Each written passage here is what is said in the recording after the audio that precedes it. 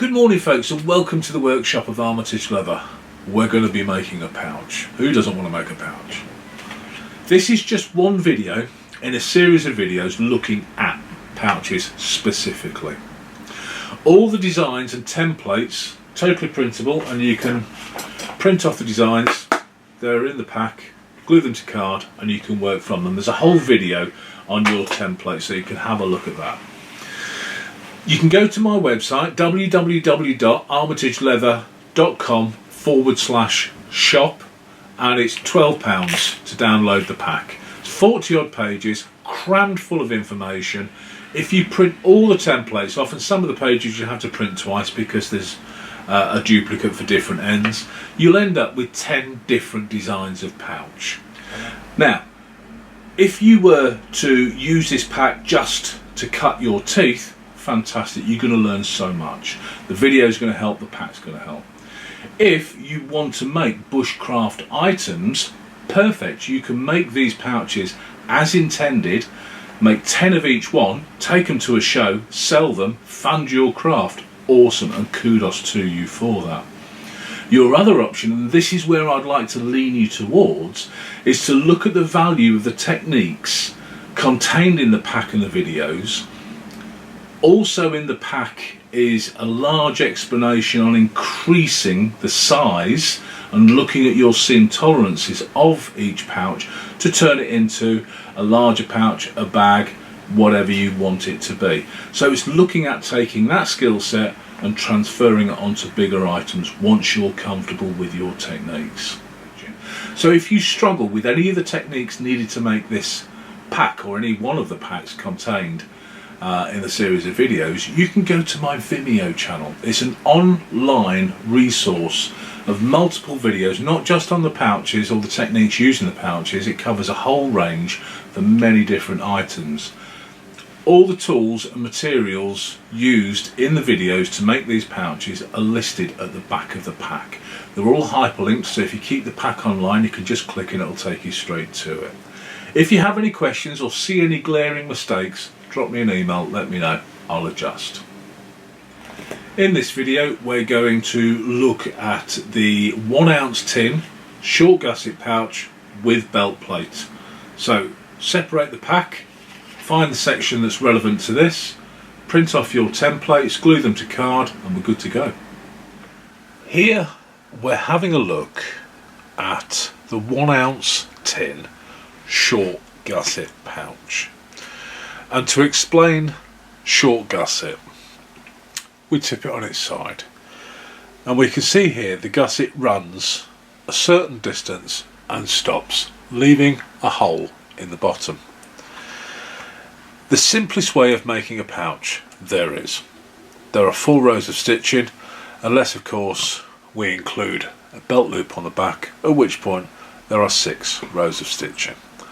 Now the idea behind this is the pouch itself is made out of one piece of leather that wraps from the front all the way around the back and forms the flap as well, and we can see the travel of the piece of leather here. The front is attached to the back with a thinner piece of leather running short, leaving this big hole at the bottom, and the idea behind that is it suits single item use, ideal for the 1 ounce tin. Now this is a 1 ounce tobacco tin, and we can see there it fits in a dream, closes up, and in that we can have whatever we want. Survival kit, fishing kit, firelighting kit, makes no odds. If you're curious and you have Altoids, it fits.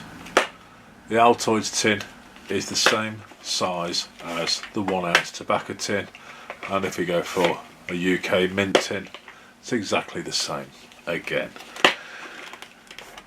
How you make your holes is very important. I'm using 7 stitches per inch. I've got the KS blade irons here. I'm going to stick with those.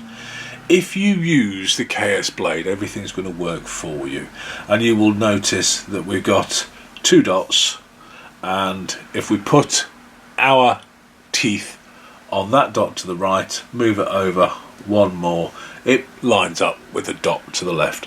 You may have a different SPI, but on every template in the pack there is a centre line running down the middle. And the idea behind this would be, whatever SPI you're using, your first hole is on that centre line, then work to our left, then work to our right. So if we were to do this and our last hole ends up being here, that's not an issue, because our last hole will end up being here on the other side, and we continue on like that.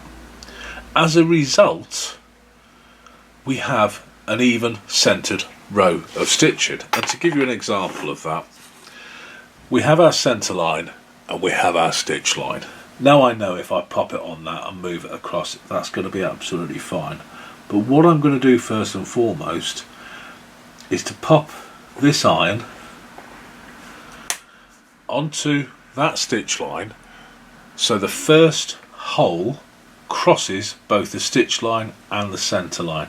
I can now work out 2 from there, and as it happens, because I have worked this out to 7 stitches per inch, the last stitch stops on the dot. Move it over to the right, do exactly the same, 2 more, and we stop on the hole. Again, if you're using 8 stitches per inch, that may shorten very slightly, and that may bring the first stitch just inside that hole. As long as it's consistent, it doesn't matter. In addition to that, we have our 4 rows of stitching here. The 2 most important points of these rows of stitching are the top at the front and the top at the back. So that's where we will mark our stitching from. Our first hole will be on the dot, top of the stitching front, and we'll use a big iron for that. We'll come down and then we'll go over. I've worked it out for 7 stitches per inch, that hole's in the right spot. But if you're using 8 or 9 or 6, whatever it be, and your hole doesn't line up, it can stop short. Wherever it stops short on the front, it will stop short on the back. Exactly the same for the other side. So as an example, the front being our most important, we will line up on that stitch line with, move it to the middle so you can see it, our first tooth being on the centre of that dot. So let me line it up properly rather than just hoping. Give it a kiss. So we can see there, our first hole is on the dot. We carry on down that line until we get as close to that second dot as possible. With 7 stitches per inch, it goes to the dot. Vary that, it won't. But the most important thing is now we count the holes. We have 1, 2, 3, 4, 5, 6, 7, 8, 9, 10, 11, 12, 13, 14, 15, 16, 17, 18 holes. This is where our gusset comes in. So this is the top section of our gusset. Because that's our top section, that's where we start. Our first tooth goes on that dot. Irrelevant of this second dot, we put 18 holes in place. So we've done 12, we need to add 6 more, and that will give us that mark to that dot, and at which point we can strike. If it stops short, it makes no matter. As long as this hole at the top of the front, this hole top of the gusset are in line, however many holes you have down here, it will finish in the same spot. If it's 20 holes, if it's 19, it doesn't matter. They will be consistent, and we travel that on as we go. So I have 18, 18, 18, 18, 18, 18. I can even, if I wish, count these. 1, 2, 3, 4, 5, 6, 7, 8, 9, 10, 11, 12, 13. So I have 13, 13. 1, 2, 3, 4, 5, 6, 7, 8, 9, 10, 11, 12, 13. So all of these will line up. It's pre-pricking all of our leather to ensure that all the holes line up. No awl is needed, no special skill. The one thing that this does give you is the consistency. It takes more time though. Pre-pricking all of these holes takes a lot longer, but the benefit far outweighs any mistakes that you make, and the mistakes are minuscule. So let's take this now to our leather. Before I move on, we can see here we've got two different designs. We've got the round and we've got the tapered. Both of these are included in the pack. I've only cut the tapered. It's your choice. If you look for it, you will find the round in the pack, and then you have that choice. But I'm going to stick with the tapered. I like that look better than I do the round. So we're going to use the tapered one for the video. You use whichever you wish. So cut your big piece out, cut your belt slot out, and cut your gusset section out for your templates, and then we will take it to our leather. So I've got a piece of Botero leather, Butteroo, however you say it, I don't know. I've heard people say it both ways. It's available from A&A Crack & Sons in Northampton, District Leather Supply in the US, and Rocky Mountain Leather in the US. It's Italian, so you can probably get it over in Europe as well. Gorgeous leather, really like using it. I've only got black at the moment. I've got a black tester, still playing with it, but really enjoy using it. So I've got a piece of leather as a rough cut because I don't want a big piece on the video, and I am going to mark my holes and scribe around the outside. Now there's a lot of holes to mark on this, so once we get it in place we don't want to move it. So first hole we want to make is where our stud is going to go. On this I'm going to use a press stud rather than a Sam Brown stud. I've used Sam Brown stud a lot. I'm going to try press studs. Take that off out of the way. So using a fine scratch awl we can mark the start and stop of each row of stitching that's going to hold the gusset in place, and then we can mark the start and the stop of our belt plates. Once all of those are marked, we can then scribe around the outside, ready for cutting out. Apologies if my elbow is in the way. And when I move that, all of my holes are marked. So the next thing that I can do is bring a rule in. We have very nice clear marks to follow, and in following those marks we can use a rule. They are all straight lines. There's no need to freehand cut a straight line. Use a rule, making sure, because you might have varied the line slightly, any number of things, but you might as well use the tools that you have available and do it properly. We'll spin this round. This Butteroo is 2.5mm thick, dyed through shoulder, nice and stiff, works a dream. What I'm going to do now is I'm going to use a little square, if I can find it, because we're always looking for that level of precision.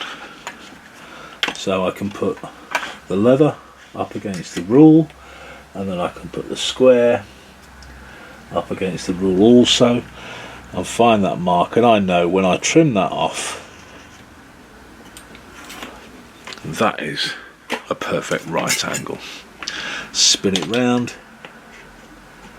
do exactly the same on the other side, and I've got lovely confirmation that that square is sat right up against that line, so I know it's a good cut. At which point then I have my 2 taper cuts, and very simply line the rule up on that and trim. Spin it round and do the other side.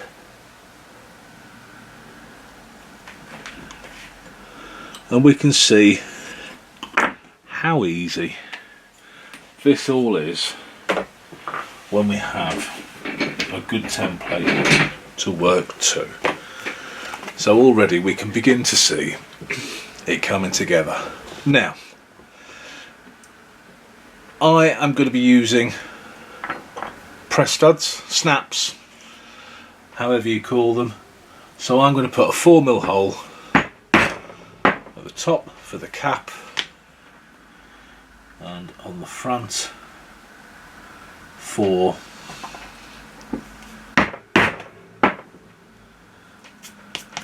the male section. Now, corners. Use a coin, any number of things. I've got one of these little craft tool jobs, and I've got to say, so far, one of the best tools Tandy's ever come up with. Look at that, absolutely bang on. You can't argue with that. Tandy do come up with some good ideas. Yes, you can always find alternatives, better quality steel for knives and so on and so forth, but nobody's beaten that yet. That is still the best there is, and we are there. We can see that we're good to go. So we've got our dividers set to 4mm, and we will confirm this. We can see there that marks up with that line. We have our stitch lines, so we will mark between those dots, and we'll mark dot to dot on each of those, and that's where our stitching is going to go. And we can see they are marking up beautifully. Now, in addition to that, we have these two or these 4 dots here, and what we're going to do, we'll take our square, pop it up against the edge of the leather, and we will scribe dot to dot, like so. Exactly the same again. Scribe dot to dot, and that's where our stitch line's going to go for our loop, and that's our marks made. What we will do is we will crease around the flap, we will crease between the stitch marking, and we will crease across the top, and then we will look at beveling and slicking. Now, what we're going to do is put our belt loop onto our leather, and what we can do here again is we can scribe, and we will scribe around the loop at the bottom, around the loop at the top, scribe around the outside,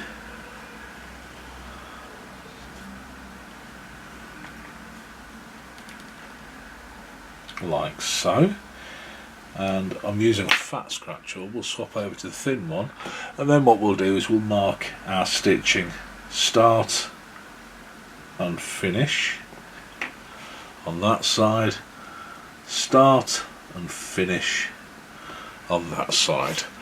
Take it off, and that's where we are. And again, take a rule to it and begin to trim off. all the pieces are cut, and then they have been marked with the stitch line of where everything's going. Nothing's been tidied up yet. We'll do that after we've made our holes. So we'll start off with our large section. Now again, following the ethos that everything starts at the top front and top back and works down towards the middle. If we go beyond, then the stitching just closes that gap a fraction.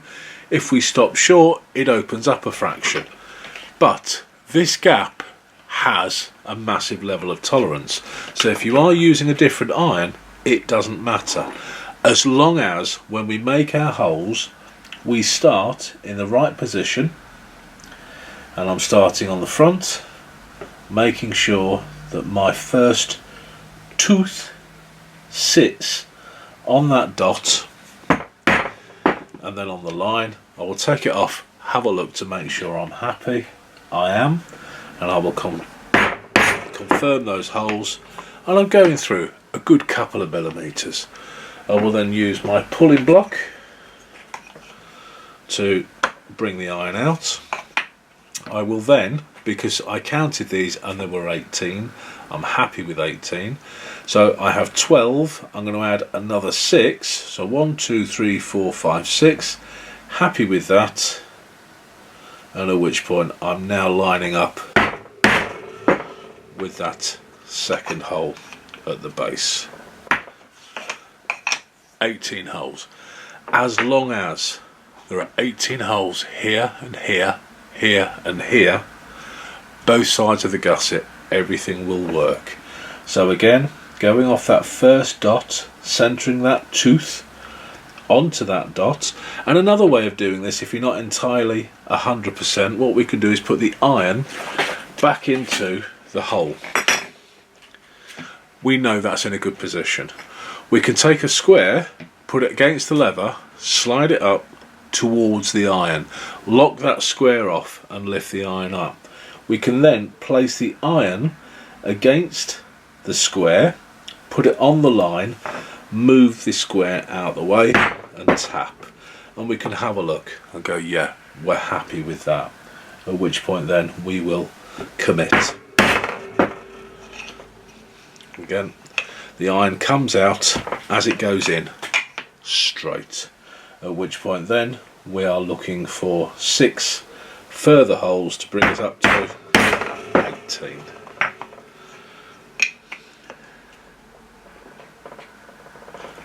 That is in there, and we can use our square to confirm those holes line up perfectly. We spin it around, we don't go up, we come down. So we're now starting top back. So there's our top hole there. We can have a look, make sure everything is bang on, give it a kiss, have a look, very happy with that. Put the iron back on, commit, get those holes in.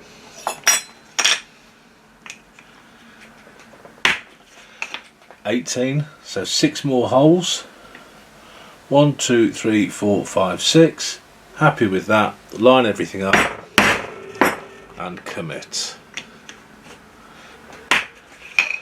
Take our iron, put it back in the first set of holes. Take the square, put it back onto the lever.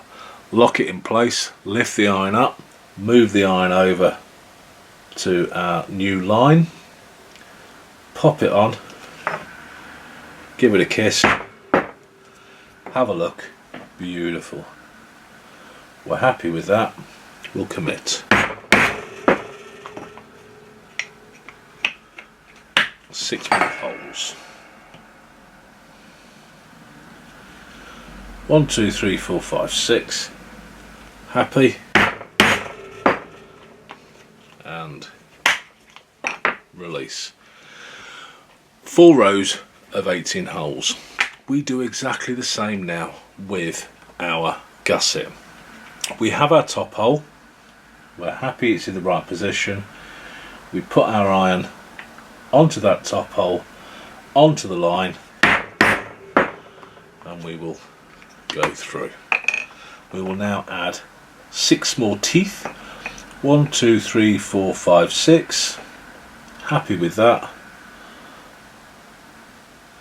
Make sure it's on the line and commit. Exactly the same on the other side, and again we can, if we so wish, we'd have to bring it to the edge of the board slightly, pop our square back on, bring our iron over to our new line, have a look, give it a kiss. Happy with our position. We can see that that first tooth is right on that hole. Commit, and then 6 more teeth, and we are good to go.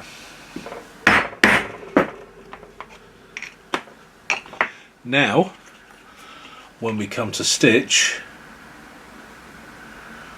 we can see all of those line up, because that will get stitched here. In truth, we'll do the front first, so we'll line that up there. That will then get stitched.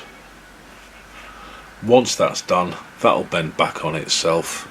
This will then bend over and we'll stitch that in place, forming our short gusset. So, final thing, we've got our holes here. We're looking for 13 now, so I can put my first tooth on that line because I'm confident, and I'm just pressing. I can then move that one more and making sure that that fits to that hole there. I'm happy that's the case. Pop it back on and commit. That's 12 holes. We want 13, so we'll move it on one more hole, and we are there. Do exactly the same on this line here. First tooth on that hole, just press so I can see the marks, move it on one, and I can see that lines up with the last hole there. Happy. I will go back and commit those holes to the leather. That is all the holes made on our body for our belt loop and our 2 gussets. We can set that aside. Bringing in our belt plate, we can lean in, press, lift it up, move one tooth over, have a look again, and I can see that all of these teeth are lining up to those 2 holes. So I will commit. And again, if you are using a different SPI, that will get worked out when you work from your centre out. That's where you get your information from.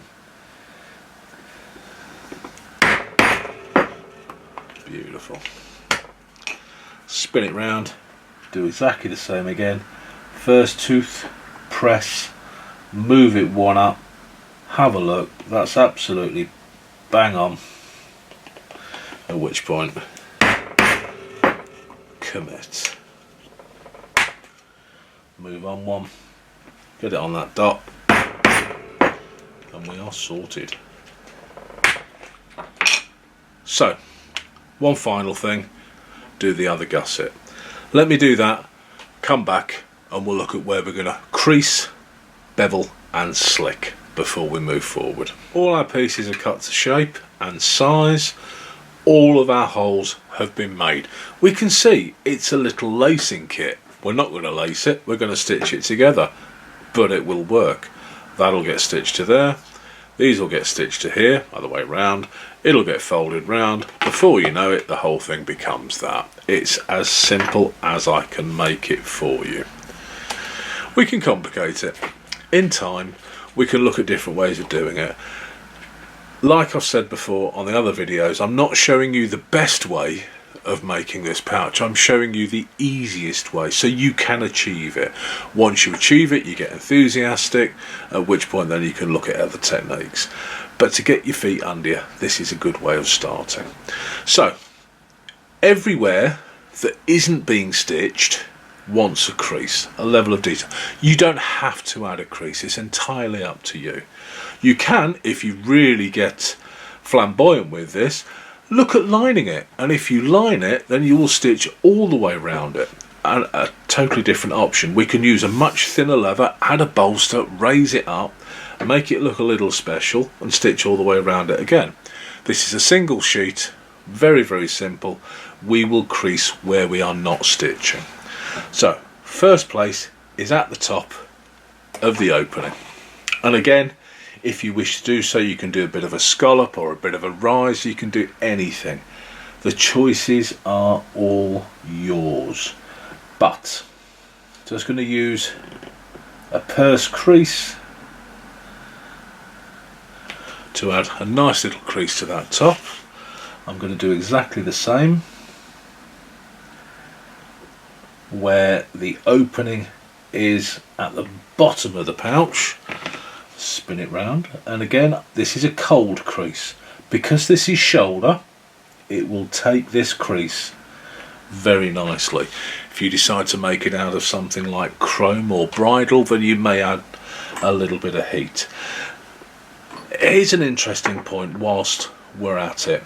Going round these corners can be a little problematic, and we need to add a reasonable amount of pressure to this tool. And as we go around a tight corner, all of a sudden we can find that it can run off because we're applying more force. So this is where a hot crease can actually work for you. So, didn't plan this, just made it up, but I've got a little blowtorch here. So what I'm doing is just heating this tool up. I don't tend to have paraffin lamps in the workshop because I'm not in a position where I'm constantly creasing, so I just throw a little bit of heat with the blowtorch.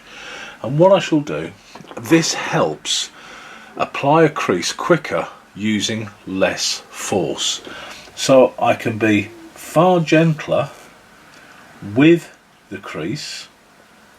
The heat is doing the job for me, and when I get to this awkward little corner, the heat is doing the job for me. I'm applying far less pressure, so I can be gentle as I go round, reducing the risk of running off, and at which point we are there. And I can just add a little bit of force going back up there, and a little bit more force going there. And then we have a crease at the top using less force, running or reducing the risk of running off. And exactly the same from hole to hole, we will add a crease to the back of the belt plate. And whilst I've got a bit of heat left in this, I will just add a crease top and bottom of the gusset.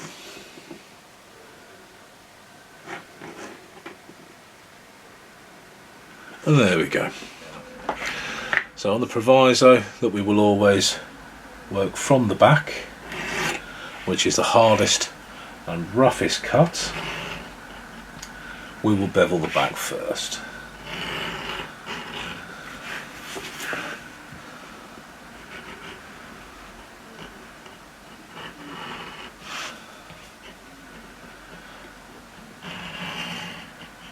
Stopping just beyond that stitch, because we don't want to bevel behind the stitch, because we've got the two pieces of leather meeting and we want them to be flat. We will then spin it over to the front, bevel that front section off. Again, the gap and the flap.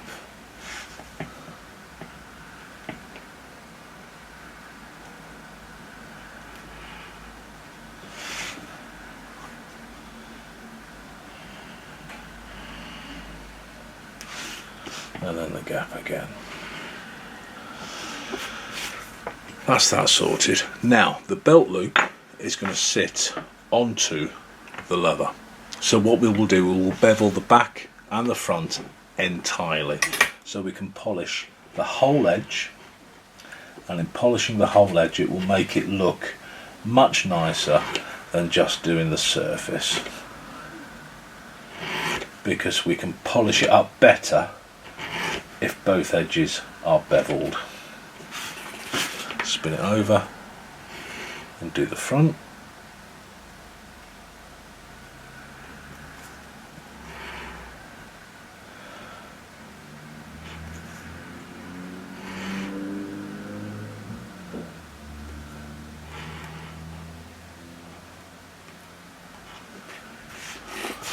Job's a good one.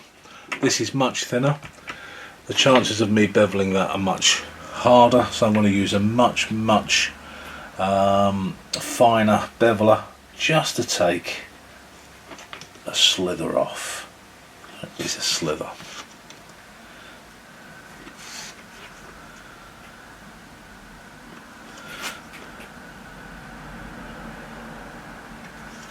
I'll do the same on the other side. And the next job will be to lick and slick all the edges. Now this black slicks up really nicely, but it leaves the edges a little bit grey. So I'll add some edge coat to it as well. And we can see there it's actually quite light. Add a little bit of moisture. Use the first groove.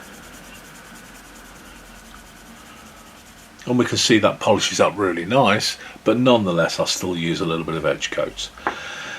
In relation to the slots can look a little ropey, so we can add some moisture to that also, because we can see some fluff inside there.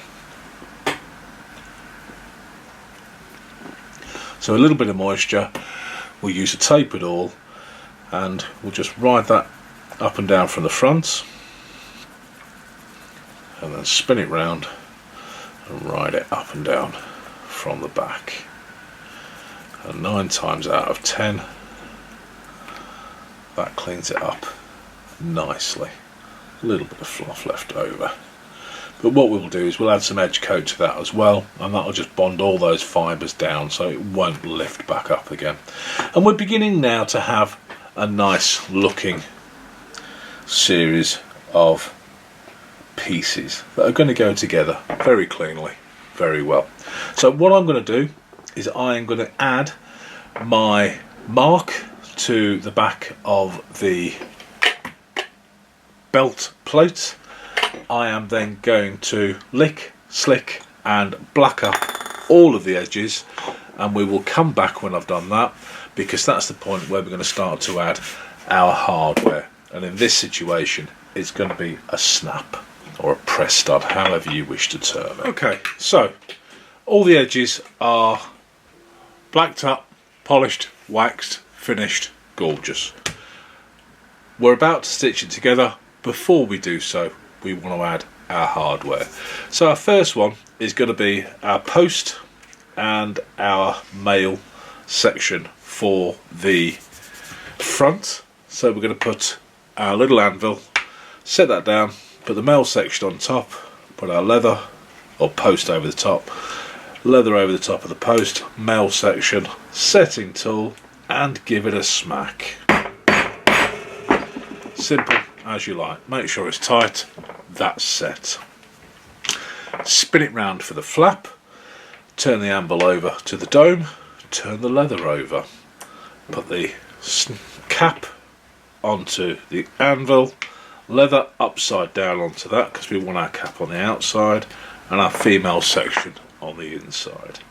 At which point again, give it a couple of good smacks, set, and then we are there.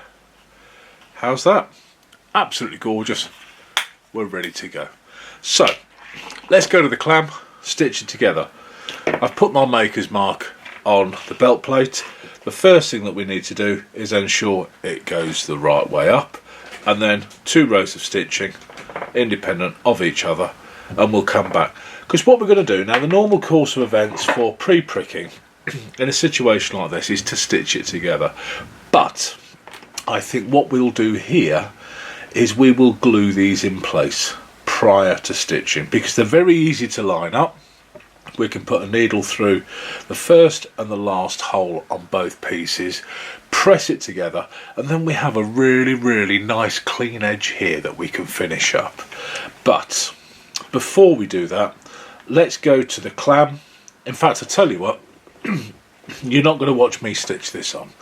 I'm going to stitch this on because it's just 2 rows of stitching, and you're going to watch me stitch the other pieces anyway. So let me stitch this piece on the right way up first and foremost, then I'll come back and then we'll look at gluing our gussets into place prior to stitching.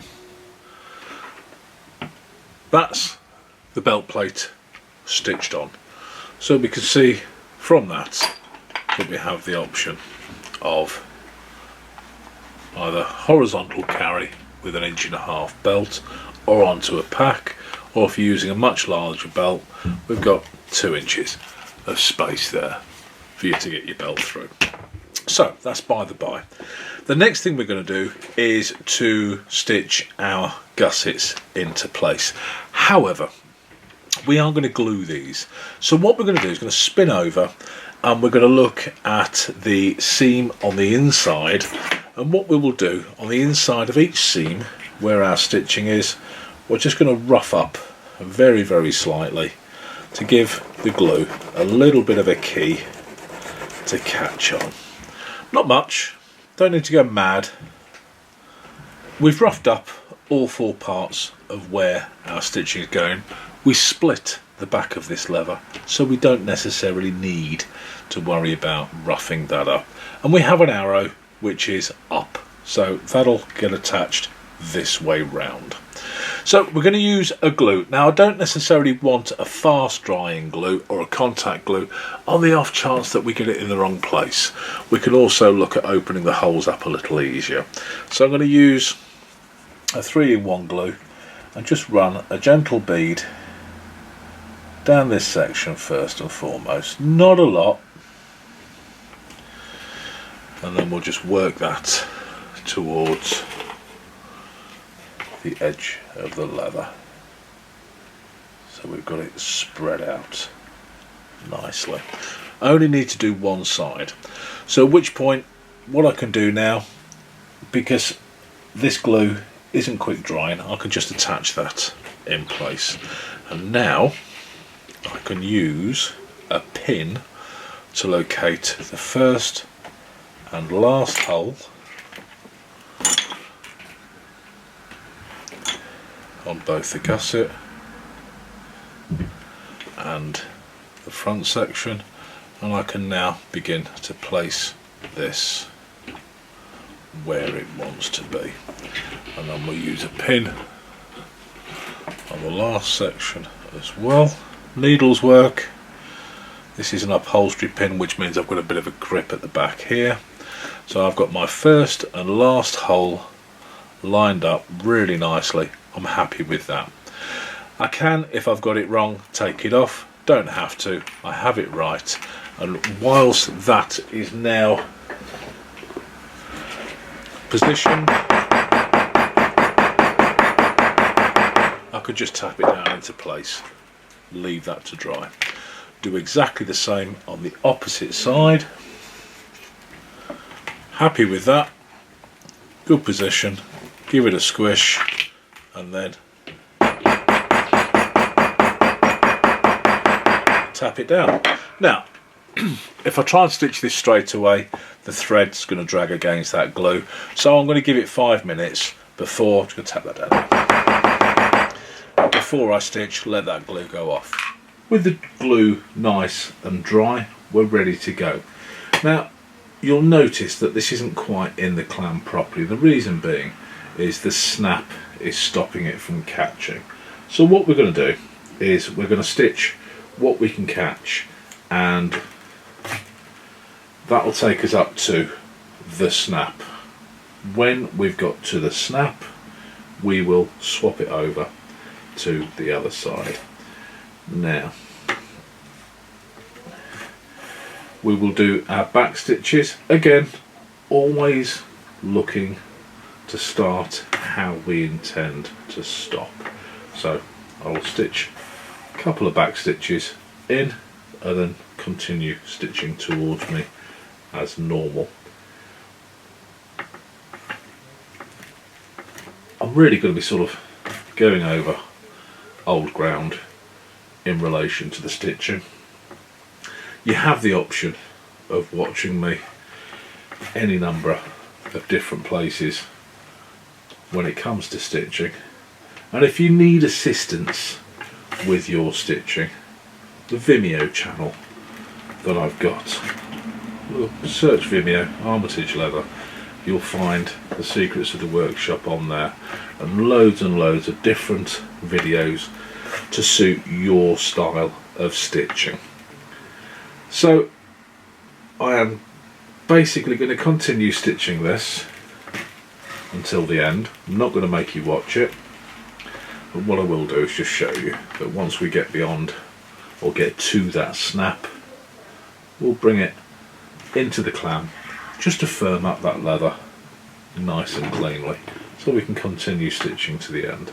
So I'm going to carry on stitching this gusset. I shall spin it over and stitch the other side, at which point then, when I've done those two, I will come back and just show you about bending round and gluing it in place for stitching the other side. So let me finish these two bits first and then come back and you can have a look at what happens next. That is done. Our two gussets are stitched to the front of our pouch, and there we go. So next, give them a little bit of a bend back. It just helps with the next process. And what I'm going to do, run a bead of glue down here, press it round and line up with a couple of pins or needles. So let me go and add some glue and do that next. So I've added a bit of glue to where I need it on the inside. I'm facing this way, so I'm going to use a couple of needles as opposed to pins, and I'm just going to lift that up a fraction. All I'm going to do now is, we've bent the gusset up so it's pointing the right way. I'm just now going to bend the pouch around and then line one needle up with the first hole, one needle with the last hole, and I'm going to hold it in place. And as I bring this around, I'm just going to make sure that those holes line up in the right position and then press into place,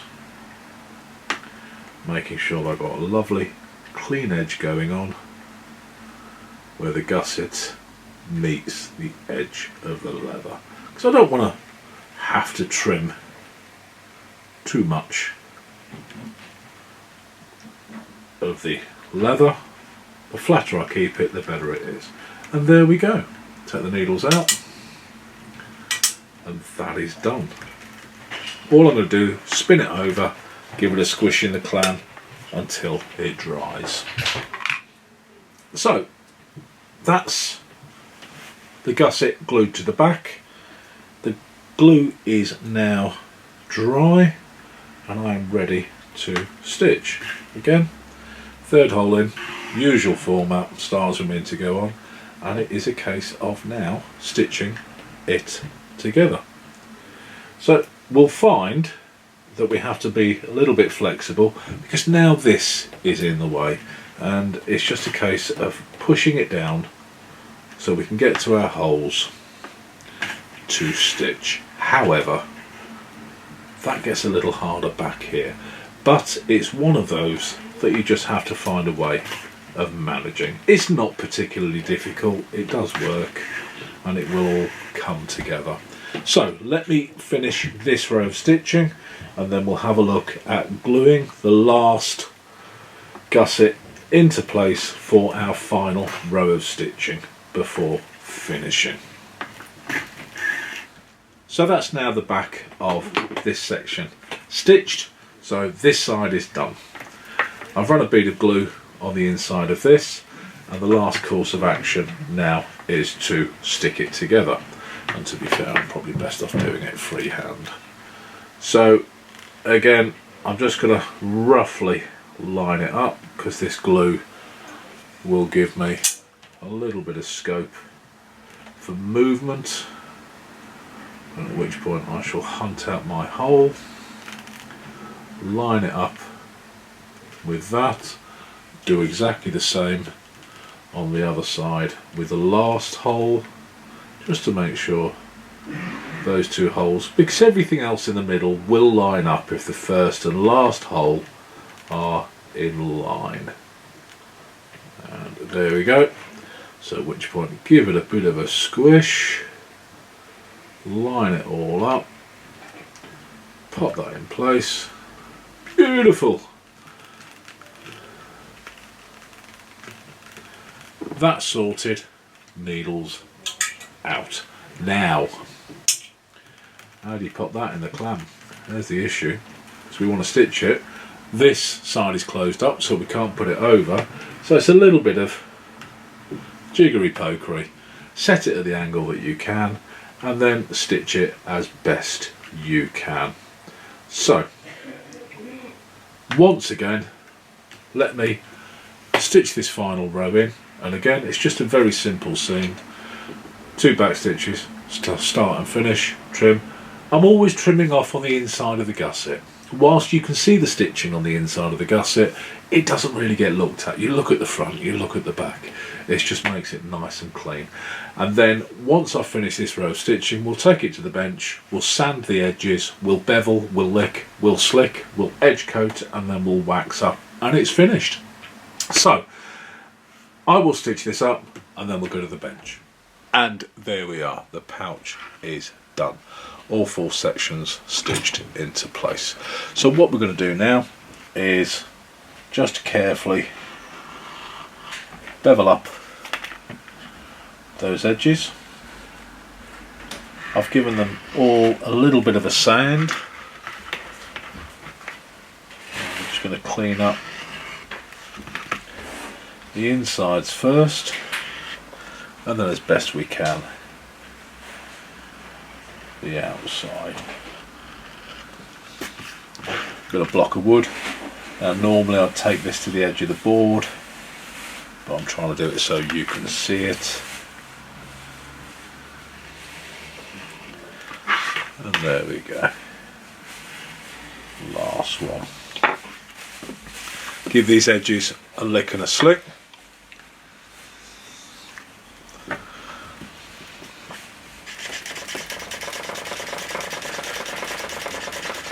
Bring them up to a nice shine. Doesn't take much, not with this leather. This butteroo cleans up really nicely. Do the same on the other side.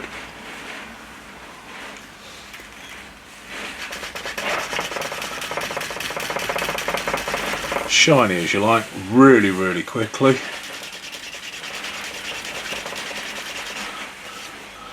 And at which point then we are looking at sticking some edge coat on there. So let me just coat this up so it looks the best that it can before we finish it off. I'll do this, we'll come back, we'll have a look. And there we have our complete short gusset pouch. Shiny edges on both sides, short gusset stitched in nice and neatly, belt plate on the back for either horizontal or vertical carry, and now the proof of the pudding, a 1 ounce tin, because it is advertised as a 1 ounce tin short gusset pouch.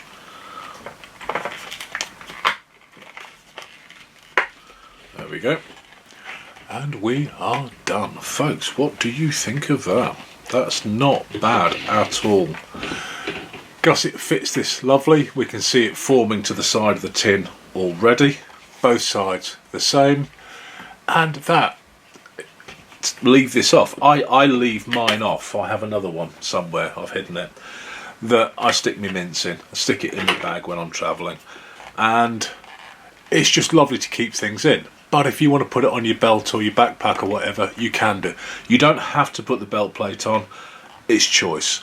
I am going to make another one of these, and that will be the next video. The next video will be this pouch, 1 ounce, full gusset.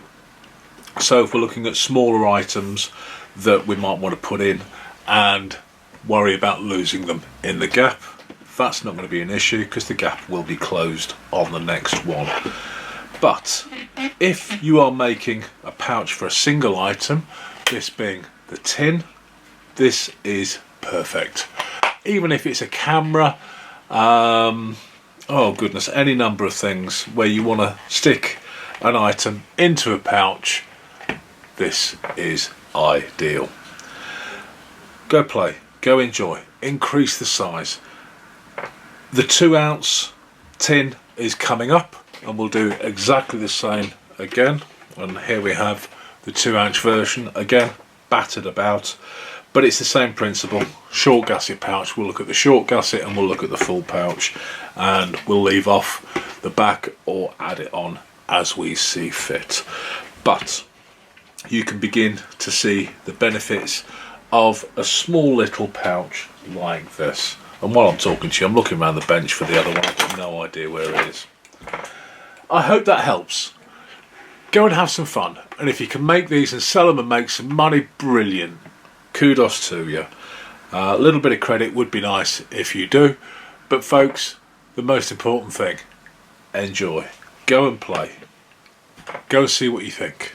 It fits all sorts of tins, and if you are using Altoid tins, be confident in the knowledge that it fits those as well.